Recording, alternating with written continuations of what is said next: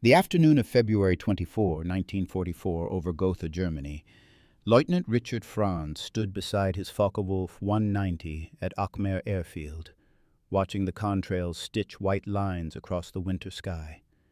He had flown Messerschmitt 109s with the first Gruppe of Jagdgeschwader 77 before volunteering for Sturmstaffel 1, the new heavy fighter unit formed specifically to destroy American heavy bombers. The contrails were high, perhaps 25,000 feet, and they were coming from the south. B-24s. He could tell by the altitude, or rather the lack of it. The Liberators always flew lower than the flying fortresses. Franz climbed into his cockpit. The armored glass ahead of him was 2 inches thick. Additional steel plating surrounded his seat. The modifications made the Focke-Wulf sluggish, nearly impossible to dogfight with American escort fighters, but that was acceptable. His mission was not to engage Mustangs or Thunderbolts.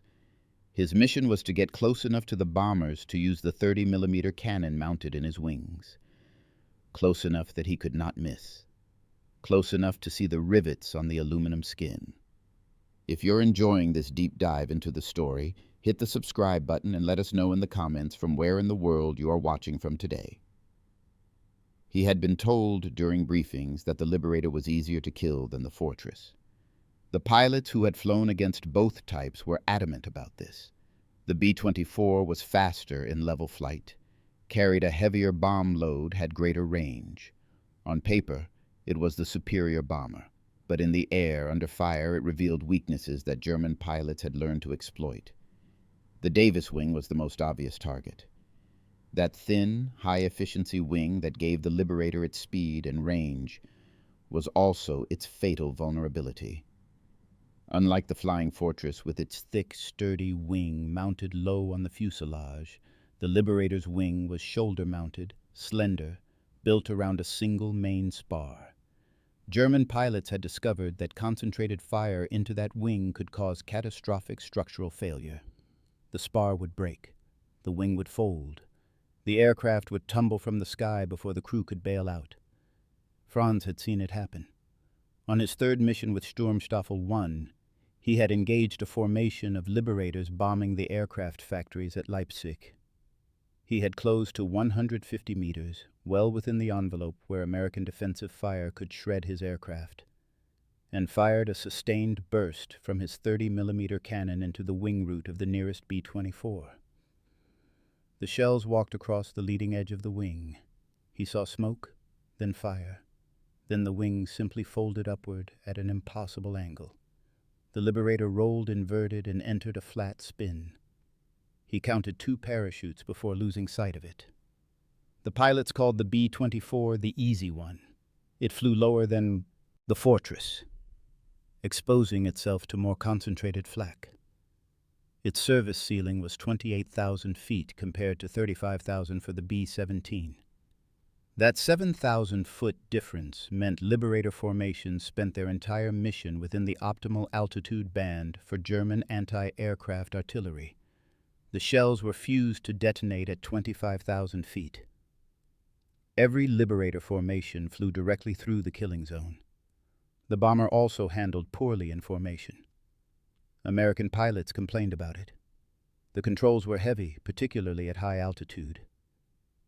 Keeping position required constant attention and physical effort. Formations were looser, gaps wider. Individual aircraft strayed. Stragglers were easy prey. Franz had claimed his second kill against a straggling B-24 that had fallen behind its group after taking flak damage over Brunswick. He had approached from the rear quarter, where the tail gunner had limited traverse, and fired into the engines. The left inboard engine had erupted in flames. The crew bailed out over German territory. All 10 men became prisoners. The doctrine that governed Sturmstaffel 1 was simple in concept, brutal in execution. Get close, stay close, destroy the target. The unit had been formed in late 1943 in response to the growing strength of American daylight bombing raids. Throughout 1942 and early 1943, the 8th Air Force in England and the 15th Air Force in Italy had been building their strength, bringing more and more heavy bombers into the European theater. By the autumn of 1943, formations of 300 or more bombers were striking German cities and industrial centers with increasing frequency. The Luftwaffe's response had been initially effective. German fighters, particularly the twin-engine Messerschmitt 110 equipped with heavy cannons and rockets, had inflicted severe losses on unescorted bomber formations. The second raid on Schweinfurt in October 1943 had cost the Americans 60 bombers shot down and another 17 damaged beyond repair. For a time, German pilots believed they could make daylight bombing prohibitively expensive. But American production capacity was overwhelming German attrition. For every bomber shot down, 2 more arrived from the United States.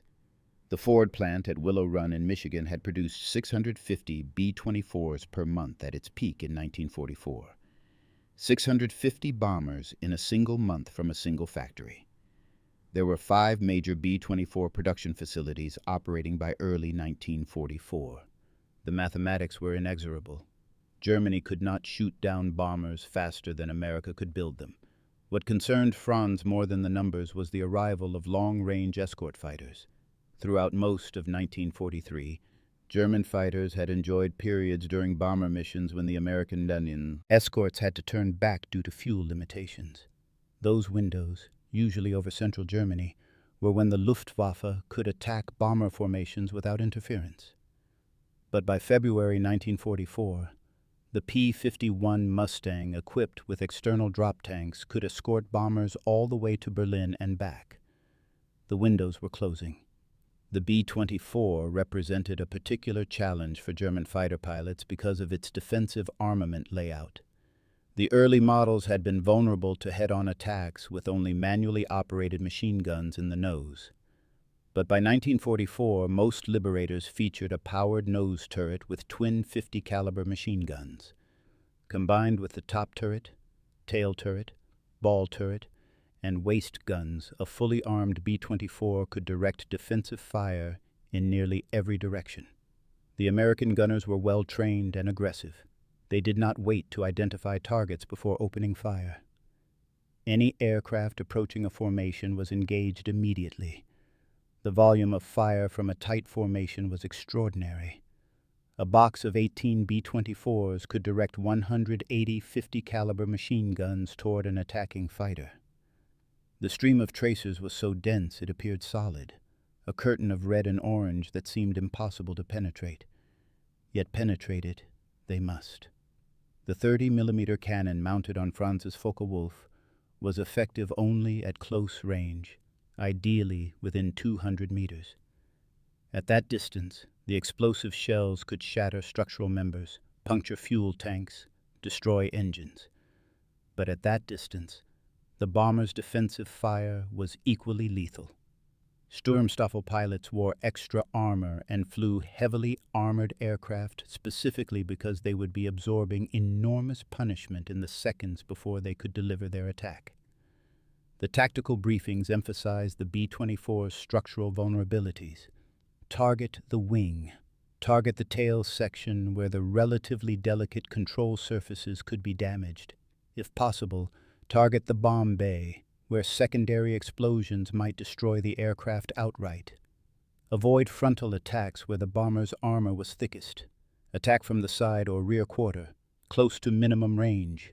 Fire sustained bursts. Do not break off until the target is visibly burning or breaking apart. Franz understood the doctrine. He had flown 8 missions. He had 3 confirmed kills, all B-24s. He knew the tactics worked. What he did not yet know was that tactics and courage would soon prove insufficient against the scale of what was coming. The morning briefing on February 20th, 1944 revealed the scope of Operation Argument. Intelligence officers spread maps across the table in the ready room. Red lines marked the expected routes. Blue circles indicated primary targets. Aircraft factories at Leipzig, engine plants at Bernburg, assembly facilities at Brunswick. The American 8th Air Force would dispatch over 1,000 heavy bombers. 1,000. The number seemed impossible. Franz looked at the faces of the other pilots. Some showed excitement, others showed resignation. Everyone understood what 1,000 bombers meant. It meant the Americans had achieved the production capacity to mount an overwhelming assault. It meant German industry, already strained by years of war, could not match this output.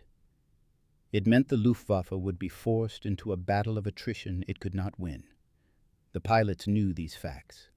They did not discuss them. They focused instead on the tactical details: approach vectors, fuel calculations, ammunition loads, radio frequencies, the mechanics of survival. The intelligence officer pointed to sections of the map. The bomber stream would be approximately 300 miles long.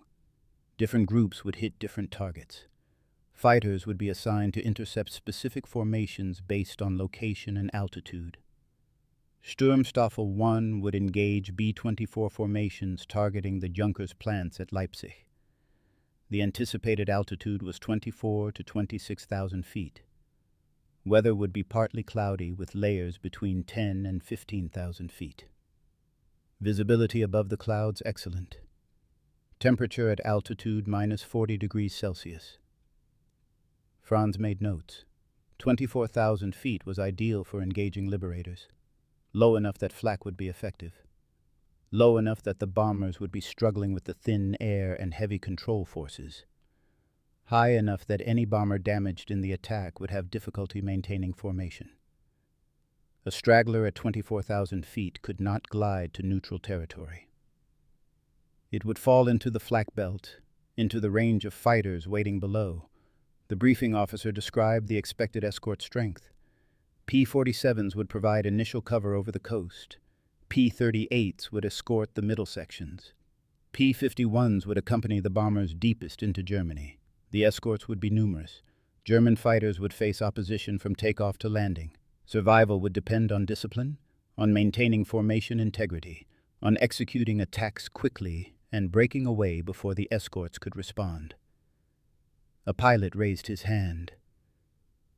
How many B-24s in the expected force? The intelligence officer checked his notes. Approximately 300 Liberators. The rest would be flying fortresses. 300. Franz did mental arithmetic. Sturmstaffel 1 had 18 serviceable aircraft. Other fighter units would be committed, perhaps 200 fighters total. The ratio was worse than 3 to 1.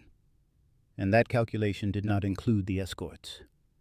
German military leadership believed Operation Argument was an attempt to destroy aircraft production on the ground while forcing the Luftwaffe into combat to defend vital facilities. The strategy was sound from the American perspective. Every German fighter that rose to defend the factories was a fighter that could be shot down. Every factory damaged was a reduction in future production. The Americans could sustain losses. They had the industrial base to replace aircraft and train crews. Germany did not. Franz understood what the pilots were not being told in briefings. The Luftwaffe was fighting for time. Time to develop jet fighters that could outrun American escorts. Time to disperse factory production to smaller, harder-to-target facilities. Time to train new pilots to replace the veterans being lost at unsustainable rates. But time was running out. The Americans were accelerating their campaign. Operation Argument was only the beginning. As the briefing concluded and pilots walked to their aircraft, Franz looked up at the winter sky. Clear and cold, perfect flying weather. Perfect conditions for what would be remembered as Big Week. He checked his parachute harness, his oxygen connections, his canopy seal. He ran through the engine start checklist, and he thought about the 300 B-24s that would soon darken the sky over Germany. 300 bombers in one day. He had no framework for understanding what that meant. No one did. They would learn soon enough. The first wave crossed the German border at 0930 hours on February 20th. Franz was airborne by 0945. Climbing through scattered clouds with his Staffel in loose formation. The radio crackled with reports from ground controllers. large formation approaching from the northwest. Altitude 24,000 feet. Estimated strength 400-plus aircraft. The numbers kept increasing as more observation posts reported in. 500 aircraft, 600. The controllers' voices remained professional, but Franz detected an undertone he had never heard before. Not fear, exactly, something closer to disbelief. At 15,000 feet, Franz broke through the cloud layer into brilliant sunshine. The contrails were visible immediately, dozens of parallel white lines stretching across the sky from horizon to horizon. He had seen bomber formations before. He had attacked formations of 50, 80, even 100 aircraft. This was different. The contrails extended as far as he could see in every direction. The sky was full of them. His flight leader's voice came through the headset. "Close up! We attacked the second combat box from the rear. Watch for escorts." Franz throttled forward, bringing his Focke-Wulf into tight formation. The Staffel climbed toward the bomber stream. At 22,000 feet, he could distinguish individual aircraft. B-24s in the lead groups. Flying fortresses behind them. More B-24s further back. The formations were stacked in altitude, spread laterally, organized in combat boxes of 18 aircraft each.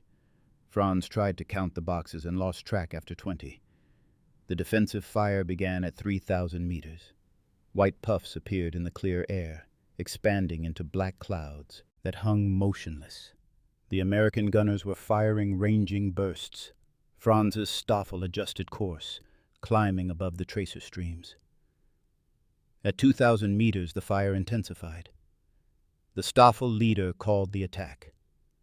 The 18 Focke-Wulfs rolled inverted and dove toward the bomber formation.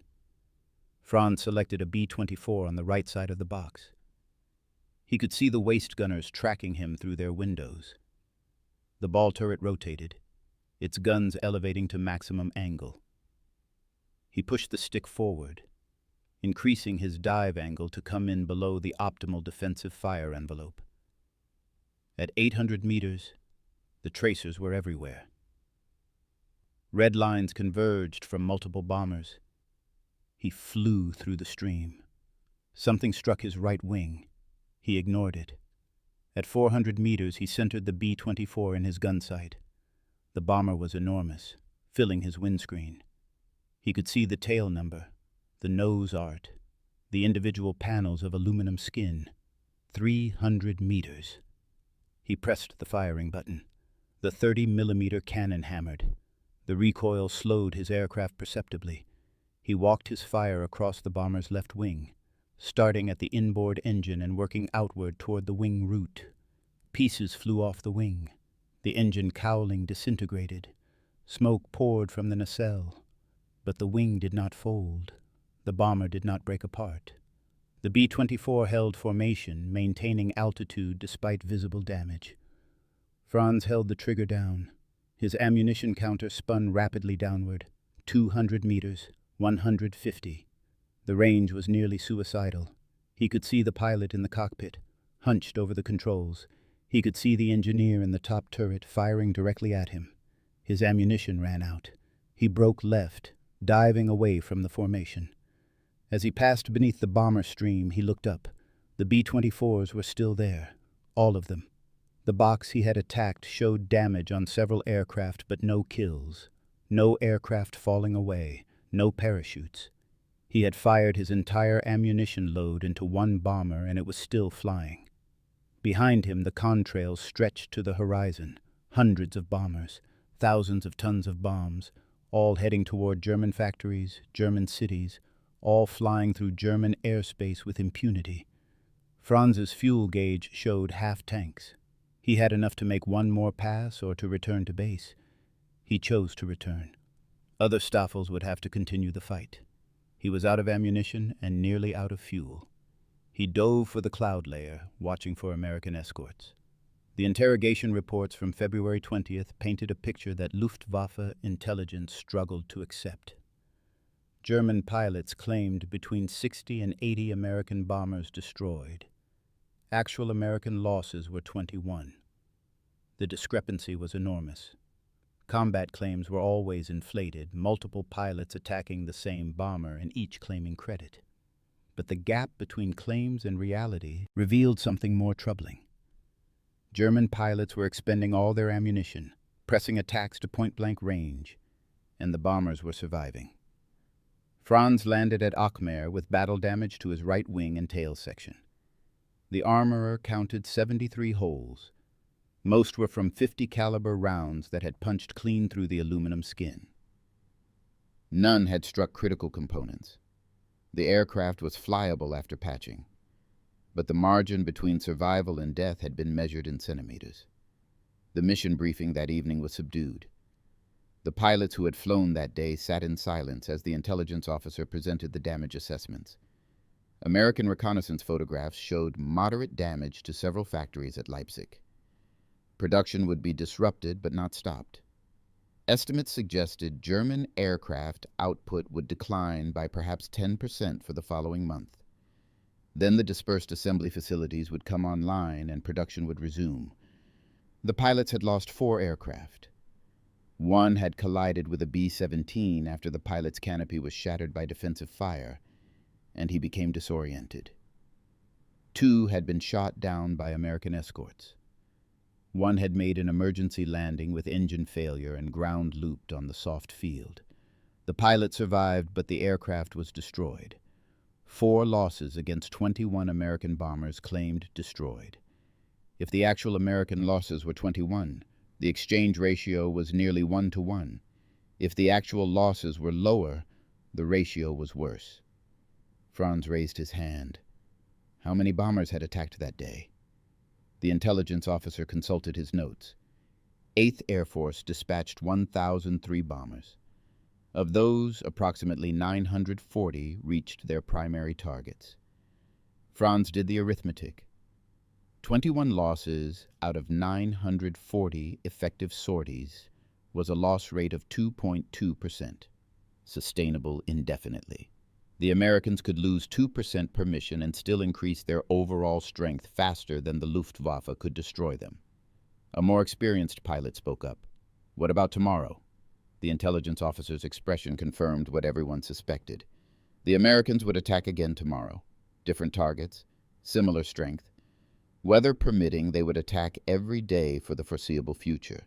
This was not a single maximum effort. This was the new normal. February 21st brought 861 bombers. Franz did not fly that mission.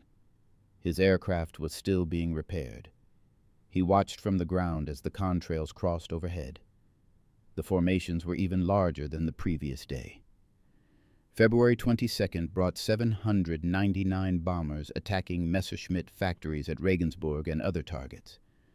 Franz flew 2 missions that day, engaging different formations separated by 4 hours. On his first mission, he damaged a B-24 badly enough that it fell out of formation. He followed it down, firing his remaining ammunition into the wings and fuselage.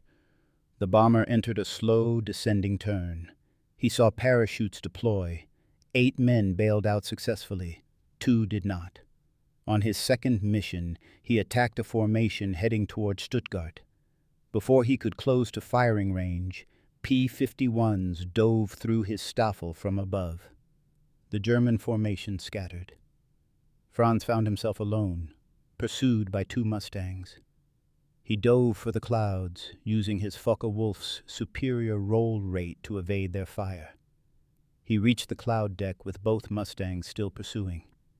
Inside the clouds, he executed a series of hard turns, descended to 5,000 feet, and emerged heading in the opposite direction. The Mustangs were gone. He flew back to Achmer at low altitude, below radar coverage, conserving fuel. If you find this story engaging, please take a moment to subscribe and enable notifications. It helps us continue producing in-depth content like this. February 23rd brought a weather stand-down. The cloud cover was too dense for precision bombing. Franz slept for 14 hours. His ground crew patched more holes in his aircraft and replaced a damaged aileron. The respite lasted 1 day. February 24th was the day Franz understood that Germany had lost the air war. not would lose, had lost. Past tense, irrevocable. The morning briefing revealed targets at Schweinfurt, Gotha, Rostock, and Eisenach. Critical ball-bearing factories, aircraft assembly plants. The 8th Air Force dispatched 505 bombers. 451 completed successful attacks. The 15th Air Force from Italy added additional strikes on targets in Austria. Combined bomber strength exceeded 600 aircraft. Franz's Staffel was assigned to intercept formations attacking Gotha. He was airborne by 1100 hours. The weather was clear, visibility unlimited. The bomber stream was visible from 50 kilometers away. At 20 kilometers, he could distinguish individual combat boxes. At 10 kilometers, he could identify aircraft types. The formations were tighter than previous days. The escort coverage was heavier. P-51s flanked the bombers in layers, positioned to intercept attacks from any angle. The Staffel leader called for a head-on attack, the only approach that offered any chance of avoiding the escorts long enough to reach the bombers. Franz pushed his throttle to combat power and climbed above the bomber stream. At optimum altitude, the Staffel rolled over and dove toward the oncoming formation. Closure rate exceeded 600 miles per hour. The bombers grew rapidly in his windscreen. At 1,000 meters, the defensive fire began, not the scattered shooting of earlier missions. This was coordinated fire from multiple bombers, a calculated barrage designed to saturate the space through which German fighters had to fly. Franz flew through it because there was no alternative. Something struck his engine cowling. The cockpit filled with smoke. He could not see his instruments. He fired blind, holding the trigger down for 3 seconds, then broke left and dove. As he descended, his engine temperature gauge climbed into the red zone. Coolant was leaking. He had perhaps 5 minutes before the engine seized. He looked back toward the bomber stream. The formations were intact, unbroken, still heading toward Gotha with mathematical precision. Behind them, more formations, and behind those, more. The sky was full of bombers. He counted contrails while his engine overheated. 40 parallel white lines, 40 combat boxes. Each box contained 18 aircraft, 720 bombers, plus escorts, plus the formations he could not see beyond the horizon. The mathematics were overwhelming. Germany had approximately 1,000 single-engine fighters available for the defense of the Reich. The Americans had deployed nearly equal numbers just in this single day's operations. And tomorrow they would do it again. And the day after. And every day until German industry was destroyed or German resistance collapsed. His engine temperature exceeded maximum limits. White smoke poured from the cowling. He throttled back to minimum power, trading speed for cooling. His altitude was 12,000 feet and decreasing. The engine was dying. He had perhaps 3 minutes to find a place to land or to bail out over German-held territory. A fighter airfield appeared ahead. Park him. He knew it. He had refueled there in January. The runway was barely adequate for a Focke-Wulf, but it would have to suffice. He radioed the tower, declared an emergency, and entered the pattern. His engine was hammering now, throwing metal. He extended his landing gear manually, the hydraulics having failed when coolant sprayed over the control lines. He touched down at 130 miles per hour, too fast, but he had no choice. The brakes worked. He rolled to a stop just before the end of the runway. Ground crew surrounded his aircraft. Mechanics opened the cowling and recoiled from the heat. The engine was destroyed. Piston fragments had punctured multiple cylinders. The crankshaft was cracked. The aircraft would need a complete engine replacement. Days of work, perhaps a week. While he waited for repairs, the Americans would keep bombing. Franz did not fly again until March 2nd. By then, Operation Argument had concluded.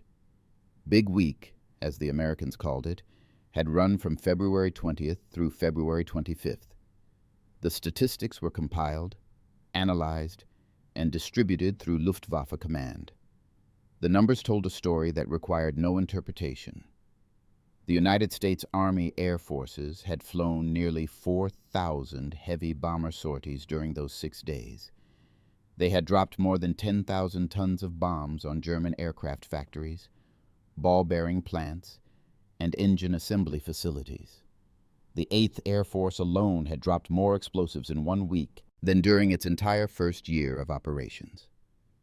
The scale was unprecedented. The damage was substantial. Production at several key facilities would be reduced for months. But the production numbers revealed a different truth. German fighter aircraft production in February 1944 was 3,075 aircraft. In March, despite the bombing, production increased to 3,300. By April, production reached 3,900. The dispersal plans initiated months earlier had worked. Assembly lines moved to smaller facilities, to underground factories, to rural locations that were difficult to target. The physical destruction of factories was less important than the Americans believed. What could not be replaced were pilots. The Luftwaffe lost approximately 300 fighters during Big Week. That number included aircraft shot down in combat, destroyed on the ground, and written off due to damage. 300 fighters was significant but manageable. Germany's factories could replace those aircraft within 2 weeks.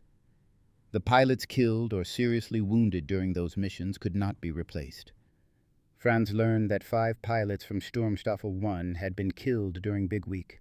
Another 3 were wounded seriously enough to be removed from combat status. Of the unit's original 18 aircraft, 11 had been destroyed or damaged beyond immediate repair. The unit was reconstituted with replacement aircraft and pilots transferred from other units. The new pilots were younger, less experienced.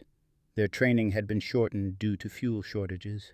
They had perhaps 120 hours of flight time compared to the 250 hours that had been standard a year earlier. The replacement aircraft arrived in early March. Franz's new Focke-Wulf was factory fresh, still smelling of paint and hydraulic fluid. The mechanics went over it carefully, checking for defects that sometimes appeared in aircraft produced too quickly under wartime pressure.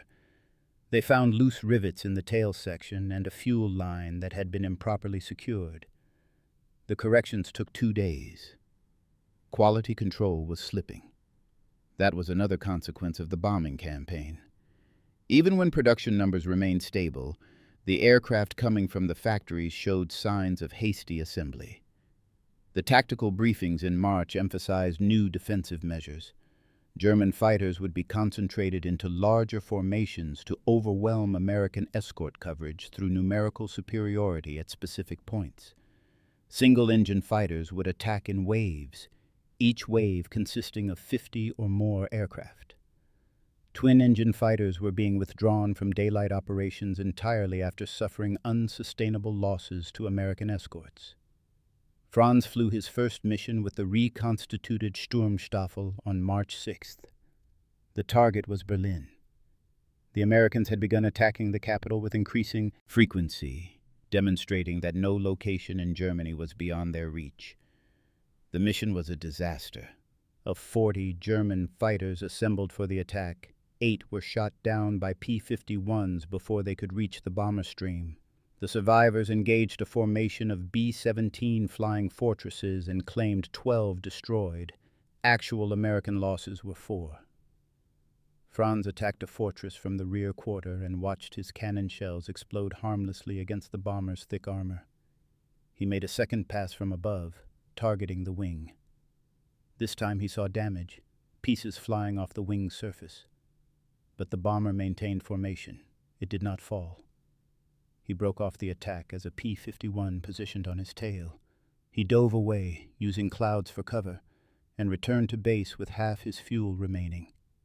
The pattern established during Big Week continued through spring. The Americans bombed Germany daily when weather permitted. Formations of 500, 700, sometimes over 1,000 bombers struck industrial targets with methodical precision. By April 1944, Franz had flown 43 combat missions. He was credited with 7 confirmed kills, all heavy bombers, 5 B-24s, 2 B-17s. The distinction no longer mattered. Both types were equally difficult to destroy. Both appeared in overwhelming numbers. Both were escorted by fighters that the Luftwaffe could not consistently defeat. The psychological shift among German pilots was profound. In 1943, pilots spoke confidently about halting the American bombing campaign through aggressive interception. By spring 1944, the conversation had changed. Now pilots discussed survival, how to approach a bomber formation with minimum exposure to defensive fire, how to evade American escorts, how to make emergency landings with damaged aircraft. The assumption of victory had been replaced by pragmatic calculation of odds. Franz saw B-24s on every mission. The bomber that German pilots had once dismissed as easier to kill than the Flying Fortress had become simply another element of the overwhelming force arrayed against them. The Davis wing remained vulnerable to concentrated fire. The lower service ceiling remained a tactical disadvantage. The looser formations remained an invitation to attack stragglers. None of these weaknesses mattered when 300 Liberators appeared over a target escorted by 200 fighters. The mathematics of attrition were inescapable. Germany was losing pilots faster than training schools could replace them. American losses remained at approximately 2 to 3% per mission. Sustainable indefinitely. German losses were approximately 5% per mission in fighter versus fighter combat and higher when attacking bomber formations. Unsustainable. The trend line pointed toward collapse. The new pilots arriving at Sturmstaffel reflected the growing desperation. Some had less than 100 hours total flight time. Their training on type had been reduced to 20 hours. They were taught basic formation flying, gunnery, and emergency procedures. They were given no time to develop the situational awareness that kept pilots alive in combat. Franz watched 3 replacement pilots killed on their first missions. One collided with a bomber he was attacking. One was shot down by a B-24's tail gunner. One bailed out after his aircraft was damaged and his parachute failed to deploy. The quality of American crews was also improving. The gunners were more accurate. The formations held together under attack with increasing discipline. The tactics were refined through experience. Box formations were positioned to provide mutual support. Stragglers were quickly covered by escorts.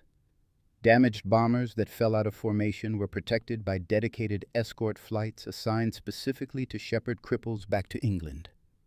Franz flew his last mission on May 8, 1944. The target was oil refineries in central Germany. He engaged a formation of B-24s escorted by P-51s. He destroyed one bomber, watching it break apart after sustained fire into its bomb bay. The subsequent explosion killed the entire crew instantly. Before he could break away, a Mustang caught him from above. 20mm shells walked across his wing, destroying his left aileron and puncturing his fuel tank. He spiraled down, partially out of control, trailing fuel. He reached cloud cover at 8,000 feet and leveled off. His engine was still running. His controls were sluggish but functional. He had perhaps 15 minutes of fuel remaining. He crash-landed in a field near Magdeburg. The aircraft was a total loss. Franz walked away with bruised ribs and a cut above his left eye. He was transferred to a training unit in May and spent the remainder of the war teaching new pilots the tactics he had learned. Most of his students were killed within their first 10 missions. The attrition rate among replacement pilots exceeded 70% in the summer of 1944. Experience was the only reliable defense against American air power, and new pilots were not surviving long enough to gain experience. The Liberators kept coming. By June 1944, the 8th Air Force could dispatch over 1,000 heavy bombers on a single mission with minimal losses. The final production numbers for the B-24 Liberator totaled 18,482 aircraft, more than any other American military aircraft produced during World War II. The Ford plant at Willow Run alone produced 9,000 bombers. At peak production, one B-24 rolled off the assembly line every 55 minutes. The scale of production was incomprehensible by German standards. German pilots who survived the war spoke about the B-24 in interviews and memoirs with a mixture of technical criticism and grudging respect. The aircraft had significant weaknesses. The Davis wing remained fragile under combat damage. The lower service ceiling made it vulnerable to flak. The difficult handling characteristics made formation flying challenging. These were real problems acknowledged by American and German pilots alike. But the weaknesses did not matter because the Americans had solved the fundamental equation of industrial warfare. They produced bombers faster than German fighters could destroy them. They trained crews faster than German pilots could kill them. They sustained losses that would have crippled any other air force, and continued operations without interruption. The B-24 was not technically superior to every German fighter. It was simply present in numbers that made technical superiority irrelevant. Franz survived the war. He was captured by British forces in April 1945 and spent 2 years in a prisoner of war camp in England before being repatriated. In interviews conducted decades later, he was asked about the moment he knew Germany would lose the air war. He described February 24, 1944. The day he counted contrails over Gotha and realized the sky was full of bombers.